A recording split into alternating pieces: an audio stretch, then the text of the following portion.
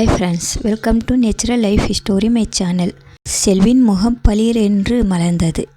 என் செல்ல அக்கா என்று கொஞ்சினாள். அக்கா என்று இனிப்பாக பாயாசம் செய்யலாமா? தேவின் முகம் சட்டென மாறிவிட்டது. முதல் நாள் உண்ட இனிப்பு நினைவு வந்தது. முகத்தை தங்கையிடம் காட்டாமல் மறைத்தாள். ஆமாம், இப்போது நீ இனிப்பு உண்பாயா என்று கேலி செய்வது போல் பேசிக்கொண்டே நடந்தாள். அடடே செல்வி அம்மா, நான் இன்று அலுவலகம் செல்ல வேண்டுமே, மறந்து போய் தூங்கிவிட்டேனே என்று அவசரமாக பல் துலக்க சென்றாள். நேரம் செல்ல செல்ல தேவிக்கு குப் என்று ஏதோ நெஞ்சை அடைத்தது. வயிறு ஓரடியாக காலியாகி விட்ட பிரமை உண்டாயிற்று. சசியிடம் சென்று எல்லாம் சொல்லலாமா என்று யோசித்தாள். ஒரு மூளைக்கு இரு மூளை வேலை செய்தாள், நல்லதுதானே. ஆனால் வேலை செய்து பயன் இல்லையே. 22 வழி ஒன்றில் செல்வி வாழ்வாள், அன்றி அடுத்ததை தேர்ந்தால் அவள் வாழ்நாள் எத்தனை நாள் என்று எண்ண வேண்டியதாகிவிடும். செல்வி நல்ல வாழ்வு வாழ வேண்டுமானால், முக்கியமாக அவமானம் இல்லாமல் தப்ப வேண்டுமானால், தேவி அங்கே களப்பலி ஆகியே தீர வேண்டும். தேவியா செல்வியா, இரண்டில் ஒன்றுதான் முடிவு. ஒன்று பெரிய நன்மைக்காக நல்வரின் வாழ்வு கூட பலியாகலாம். பண்டவரின் வெற்றிக்காக அரவன் களப்பலியாகவில்லையா? அலுவலகத்துக்கு சீக்கிரம் செல்ல வேண்டும் என்று செல்வியிடம் போய் சொல்லிவிட்டு தேவி கிளம்பினாள். ஒரு பொது டெலிஃபோன் பெட்டியை அடைந்தாள். காசை போட்டு தினகரின் வீட்டு டெலிஃபோன் எண்களை சுற்றினாள். ஒரு தடவை ரிங் போகும் முன் யாரோ டெலிஃபோனை எடுத்தார்கள். தினகரது கம்பீரமான குரல் கேட்டது. ஹலோ, தினகர் பேசுகிறேன். சில கணங்கள் தேவியால் பேச முடியவில்லை. அதற்குள் பொறுமை இழந்தவன் போல அவன் ஹலோ ஹலோ என்று படப்படுத்து விட்டான். நான் தான் பேசுகிறேன். தெரிகிறது. நேற்று சொன்னீர்களே, அதற்கு சம்மதம் என்று சொல்ல வந்தேன். கண்களை இறுக மூடிக்கொண்டு எப்படியோ சொல்லி முடித்து விட்டாள். மீள முடியாதபடி மனதுக்கு பிடிக்காத பந்தத்தில் சிக்குகிறோம் என்ற தவிப்பும் எப்படியோ ஒரு முடிவு ஏற்பட்டாகிவிட்டது என்ற நிம்மதியும் ஒருங்கே தோன்றின. ஆனால் சற்று நேரம் எதிர்முனையில் சத்தம் இல்லாதது போகவே தேவி பதறி போனாள். நீங்கள் அங்கேதானே இருக்கிறீர்கள் என்றாள் பதற்றத்துடன். ஆமாம் என்றது அவனது குரல். நான் இன்னும் சற்று நேரத்தில் அங்கே உன் வீட்டுக்கு வருகிறேன், நாம் இருவருமாக. இல்லை என்று தேவி அவசரமாக மறுத்தாள். அவன் முகத்தை இப்போது அவளால் எப்படி பார்த்து பேச முடியும்? நான் அலுவலகம் செல்ல வேண்டும். ஓகே. அவளது தயக்கத்தை உணர்ந்தவன் போல தினகர் சரி என்றான். மாலையில் பார்க்கலாம், உன் அலுவலகத்துக்கு வருகிறேன். தேவி ஒரு பதிலும் சொல்லாமல் போனை கீழே வைத்தாள். என் அலுவலகம் அவருக்கு எப்படி தெரியும்? சும்மா எங்கேனும் அலையட்டும் என்று ஒரு குரூர திருப்பதியுடன் நினைத்து கொண்டாள். ஆனால் மாலையில் அலுவலகத்தை விட்டு வெளியே வந்தபோது அவள் திகைத்து போனாள். தினகர் காருடன் வெளியே காத்து கொண்டிருந்தான். காரை அவள் அருகே கொண்டு வந்து நிறுத்தி கதவை திறந்துவிட்டு ஏறிக்கொள் என்றான். உடன் பணியாற்றும் ஊழியர்களின் குறு என்ற பார்வையில் தேவி குன்றி போனாள். இவன் எப்படி இந்த அலுவலகத்தை கண்டுபிடித்து வரலாம் என்று ஆத்திரம் வந்தது. நான் வரவில்லை, நான் சசி அக்காவை பார்க்க போக வேண்டும். அதற்கென்ன, நாம் இருவருமாகவே அங்கே போகலாம் என்றான் அவன் புன்னையோடு. அதோடு நிற்கவில்லை. அவனுடைய இடது கை இயல்பாக நீண்டு வெகு எளிதாக அவளை காரில் இழுத்தது. இதை எதிர்பாராத அவள் தொப்பின அவன் அருகில் முன் இருக்கையில் விழுந்தாள்.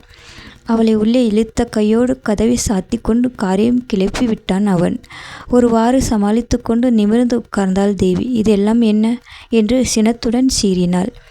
பின்னே, அத்தனை பேர் பார்க்க உன்னுடன் தர்க்கம் செய்து கொண்டு இருக்க வேண்டும் என்கிறாயா? நேற்றுதான் பாரடைஸில் இலவச நாடகம் நடத்தி காட்டியாயிற்றே, இன்னமுமா அந்த ஆசை விடவில்லை என்றான் அவன் கிண்டலாக. அவன் பேச்சின் உண்மையை ஒப்புக்கொள்ள தேவிக்கு மனம் வரவில்லை. இப்போது எங்கே போகிறோம் என்று பேச்சை மாற்றினாள். அதை புரிந்து கொண்டவன் போல அவன் சிறுநகை பூத்தன். திருமணம் அழைப்பிதழ் மடல் கொடுக்க. அழைப்பிதழா? அதற்குள்ளாகவா என்று திடுக்கிட்டார் போல கேட்டாள் தேவி. ஆமாம் தேவி, செல்விக்காக நாம் திருமணத்தை விரைந்து நடத்த வேண்டியிருக்கிறது அல்லவா? அதனால் எல்லாமே விரைவாக பார்க்க வேண்டியிருக்கிறது என்றான் அவன் வெகு சாதாரணமாக. அழைப்பிதழ் அதிர்ச்சி தேவிக்கு இன்னமும் தீரவில்லை. இந்த பேச்சு இவ்வளவு அதிர்ச்சியாக இருக்கிறதே, திருமணமே ஆவது என்றால் வந்து என்று இழுத்தாள். வந்து என்பது என் பெயரா என்று முறுவல் செய்தான் தினகரன். மிஸ்டர் தினகர். அவனது முறுவல் சிரிப்பாக மாறியது. மிஸ்டர் என்றா வருங்கால கணவனை அழைப்பார்கள்? எப்படி அழைத்தால் என்னவாம்? உங்களை கூப்பிடுகிறேன் என்று உங்களுக்கு புரிகிறது, எனக்கு தெரிகிறது, அது போதாதா என்று விடுவிடுத்தாள் தேவி. போதாதே தேவி, உங்கள் இருவரையும் கண்டு நாங்கள் இருவரும் காதல் கொண்டு விட்டதாக அம்மாவிடம் சொல்லியிருக்கிறேன். அதனால் இந்த கடுப்பு முறைப்பு எல்லாம் கொஞ்சம் மறைவாகவே வைத்துக்கொள். மற்றவர் முன்னே இந்த மாதிரி நாயும் புனையமாக நின்றோமானால் நன்றாக இராது என்றான் தினகர். பிறகு எல்லாமே கனவின் மெய்யோடு விரைந்து நடந்தன. எல்லாமே சினிமா போல் தோன்றியது. சினிமாவில் தான் முதல் காட்சியிலே சிறிய செடி காட்டுவார்கள். அந்த காட்சியில் அந்த செடி பூத்து குலுங்கும். அதுபோல தினகர் திருமண பேச்சை எடுத்தது போல இருந்தது. இதோ விடிந்தால் திருமணம் என்ற அளவில் நெருங்கிவிட்டது. திருமணத்துக்கு பின் தினகர் ஏமாற்றிவிடக்கூடாதே என்று 2 திருமணத்தையும் ஒன்றாக நடத்த வேண்டும் என்று நிபந்தனை விதித்தாள் தேவி. அதற்கு மறுப்பு சொல்லாமல் ஒப்புக்கொண்டது மட்டும் அல்ல, உடனடியாக தன் தம்பி மனோகரையும் வரவழைத்தான். செல்வியின் திருமணம் எவ்வளவு அவசரம் என்பதை தினகரும் உணர்ந்து இருந்தான் போலும். இந்த விஷயத்தை சசியிடம் சொல்வது தேவிக்கு மிகவும் கடினமாக இருந்தது. தேவி சொன்னதும் முதலில் அவள் நம்பவே இல்லை. என்னையா முட்டாளாக பார்க்கிறாய்? அவரை பாம்பு பல்லியோடு ஒப்பிட்டவள் இவன் என்றவள் இன்று காதலிக்கிறேன், கல்யாணம் செய்யப் போகிறேன் என்கிறாயே. நம்புவதற்கு எனக்கு பைத்தியமா அல்லது நம்ப சொல்லும் உனக்கு பைத்தியமா என்று ஓரடியாக அடித்து பேசினாள். மிக மிக சிரமப்பட்டு அவளை நம்ப வைத்தாள் தேவி. அவள் மூலமாகவே செல்வியிடம் தெரிவித்தாள். செல்விக்கு ஒரே கொண்டாட்டம். நாம் பிரிய வேண்டியது இருக்குமோ, நீ தனியாக எப்படி இருப்பாய் என்று வருந்தி கொண்டு இருந்தேன். அக்கா, இனி அந்த கவலை இல்லை. வாழ்நாள் முழுவதும் நாம் சேர்ந்தே இருக்கலாம் என்று சொல்லி மகிழ்ந்தாள். அக்கா, நீ எனக்கு பரிசு கொடுக்க வேண்டுமாக்கும். நான் இல்லை என்றால் நீங்கள் இருவரும் ஒருவர் பார்ப்பதெங்கே, பழகுவது எங்கே, மையல் கொண்டு மணப்பதிதான் எங்கே? எனக்கு நன்றியாவது சொல்லுங்கள் என்று ஆர்ப்பாட்டம் செய்தாள். முழுக்க இந்த நன்றி உனக்கு தாண்டி என்று வறட்சியாக நகைத்தாள் தேவி. என் வாழ்நாள் முழுவதும் அந்த நன்றி கடன் செலுத்தப் போகிறேனே என்று வேதனையுடன் நினைத்தாள்.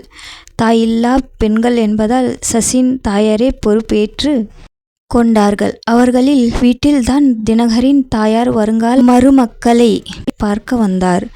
தினகரைப் போலவே கூறிய பார்வை. புவனேஸ்வரி அம்மாளுக்கு அந்த பார்வை ஒற்றுமையை கண்டதுமே தேவிக்கு அவரை பிடிக்காமல் போயிற்று. அந்த பார்வையுடன் இரு பெண்களையும் ஏற இறங்க பார்த்தார். தேவிக்கு சிலித்து கொண்டு வந்தது. தன்னையும் அறியாமல் தலையை நேராக நிமிர்த்து கொண்டு நின்றாள். அதென்னவோ இந்த காலத்தில் பிள்ளைகளுக்கு எதை கண்டு மயக்கம் வருகிறது என்பதே புரியவில்லை என்று அவர் இழுத்ததும் தேவிக்கு பற்றி கொண்டு வந்தது. அவளை அவர் பார்க்கவே இல்லை. தன் போக்கில் பேசினார். பெரிய இடங்களில் இருந்து மகா அழகுடன் பெண்கள் போட்டி போட்டு கொண்டு வந்தானாராம். ஏன், அவரது தம்பி மகள் கூட எவ்வளவு அழகி, எவ்வளவு புத்திசாலி. அதையெல்லாம் விட்டு இவன் புத்தி போன போக்கு. தினகர் அப்படி சொன்ன பிறகு அவன் சொல்லுக்கு அவர்கள் வீட்டில் அப்பீலே கிடையாதாமே. அதனால்தான் இருவரும் சம்மதித்தாராம். இத்தியாதி. ஒரு தடவையிலே தேவிக்கு காது புளித்து போயிற்று. வேண்டா வெறுப்பாக அவரை வணங்கி எழுந்தாள். அவர் சென்றபின் செல்வியிடம் தனிமையில் வானலியில் இட்ட கடுகாய் பொரித்தாள் தேவி. பாரேன், அந்த அம்மாளின் கர்வத்தை. நம்மிடம் நல்லதாக ஒன்றுமே இல்லாதது போல் பேசுகிறார்களே. என்னவோ நம்மை குப்பை கூடையில் இருந்து பொறுக்கினது மாதிரி. தன் கோபத்தின் எதிரொலியை தங்கையிடம் பார்த்த தேவி ஏமாந்து போனாள். அவர்கள் எவ்வளோ பணம், அந்தஸ்து என்று எதிர்பார்த்திருப்பார்கள். சொந்தக்கார பெண்ணை மருமகளாக கற்பனை பண்ணியிருப்பார்கள். இப்போது நிரம்பவும் ஏமாற்றமாகிவிட்டது. சொந்தம் சொல்லி தீர்த்து கொள்கிறார்கள், அவ்வளவுதானே அக்கா என்று வெகு அமைதியாக சொன்னாள் செல்வி. அதற்காக நம்மை மட்டும் தட்டலாமோ? வேறு யார் அக்கா? அவரை பெற்ற அம்மா. நமக்கும் தாயார் போல, பார்க்க போனால் தெய்வத்தைப் போல அவர்கள் ஒரு வார்த்தை சொன்னால் நாம் தேய்ந்தா போவோம் என்று பயபக்தியோடு பேசினாள் செல்வி. தேவி அதிர்ந்து போனாள். போகிற போக்கை பார்த்தால் அந்த மாமியாரம்மாள் நிற்கும் திசையெல்லாம் செல்வி விழுந்து கும்பிடுவாள் போலிருக்கிறதே. என்ன தேவி, யாரிடம் இவ்வளவு கோபம் என்றபடி அந்த அம்மாவை அனுப்பிவிட்டு உள்ளே வந்தாள் சசி. சட்டென முகத்தில் மலர்ச்சியை பூசிக்கொண்டாள் தேவி. சும்மாவே இருப்பது போர் அடிக்கிறது அக்கா. கதை தொடரும்.